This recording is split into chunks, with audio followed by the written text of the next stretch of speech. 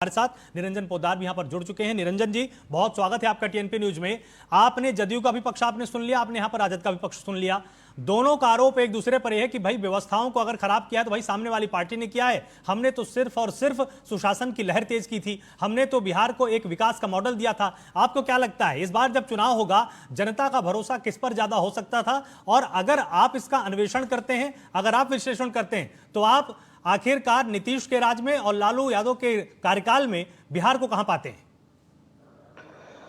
देखिए आलोक जी, निश्चित रूप से बिहार की पृष्ठभूमि को आपको समझना पड़ेगा। जिस तरीके से अगर मैं बात करूं, बिहार तो एक जमाने में, यानी मैं बात कर रहा हूं कालांतर की, यानी कि आप ये मान के चलिए कि भारत के अतीत की, उस समय बिहार सबसे बुद्धिशील प्रदेश हुआ करता था, सबसे ज्यादा विकसित और सबसे ज्यादा जिसको कहते हैं खनिज संपदा वाला देश। और नालंदा हो या जितने भी विश्वविद्यालय यानी कि जो शिक्षा के जो केंद्र हैं वो बिहार के अंदर हुआ करते थे।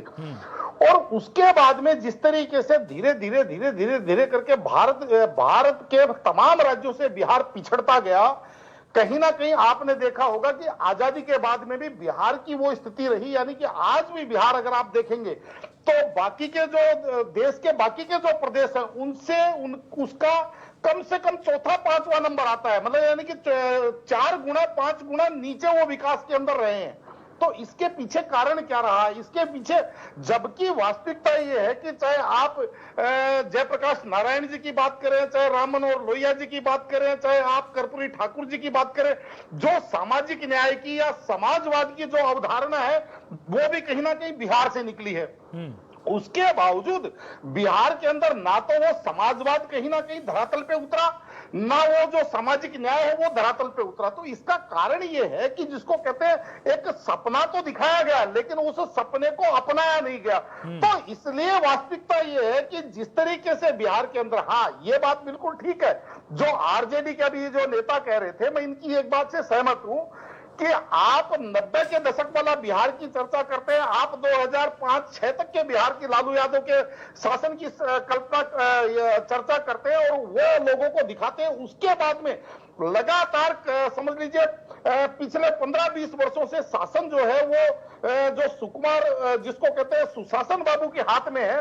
उसके बावजूद बिहार आज की तारीख में विकास की उस गति को नहीं पकड़ पाया जो बाकी के बाकी के कई राज्य जिस गति से विकास कर रहे हैं। बिहार आज भी कहीं ना कहीं लोगों को पलायन के लिए मजबूर होना पड़ रहा है। बिहार के अंदर आज भी जिस तरीके से हम देख रहे हैं कि बारिशों के समय में जिस तरीके से धनाधन पुल गिर जा रहे हैं, जिस तरीके से हम देख रहे हैं कि वहां पे कहीं ना कहीं जो कानून व्यवस्था को धत्ता बताते हुए कुछ असामाजिक लोग वहां पे शासन प्रशासन से ज्यादा आपको मजबूत नजर आते हैं।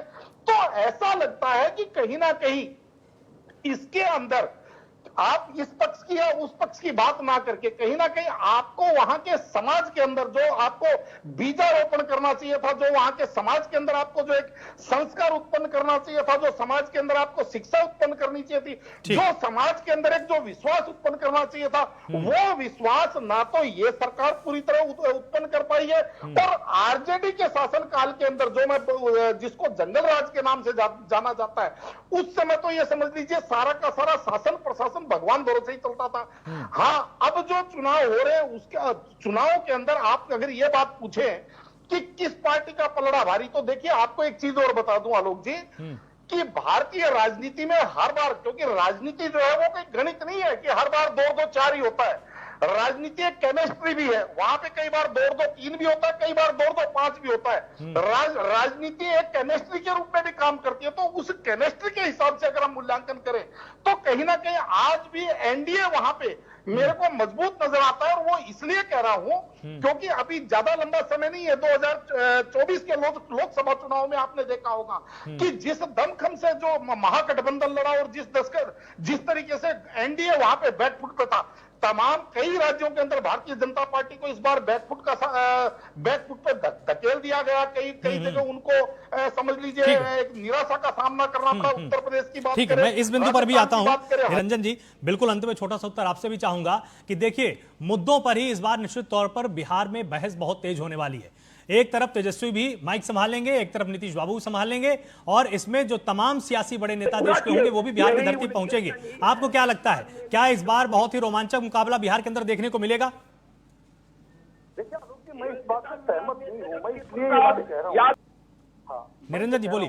2020 के विधानसभा चुनावों को ध्यान में रख करके अगर हम इस बार के चुनाव का विश्लेषण करें तो कहीं ना कहीं हम गलती करेंगे। वो मैं इसलिए कह रहा हूँ क्योंकि पिछली बार जो भारतीय जनता पार्टी के जो चाणक्य हैं उनकी जो चाणक्यगिरी था उसका कारण ये था कि आरजेडी इतना वहां कॉम्पिटिट कर पाई। यानी कि आरजेडी जिसको कहते हैं महागठबंधन और एनडीए के बीच के अंदर जो ज्यादा अंतर नहीं रहा, उसका कारण ये था, कुछ सीटों का अंतर था। और इस बार भारतीय जनता पार्टी ऐसा कुछ करने को मेरे हिसाब से बचेगी। और वो कारण ये था कि जिस तरीके से आपने देखा होगा कि पिछली बार जिस तरीके से भारतीय जनता पार्टी ने जो नीतीश कुमार जी की जो सीटें थी, यानी कि जेडीयू की जो सीटें थी, वहां पे पिछले अंदर खाते चिराग पासवान के कैंडिडेट खड़े करवा दिए।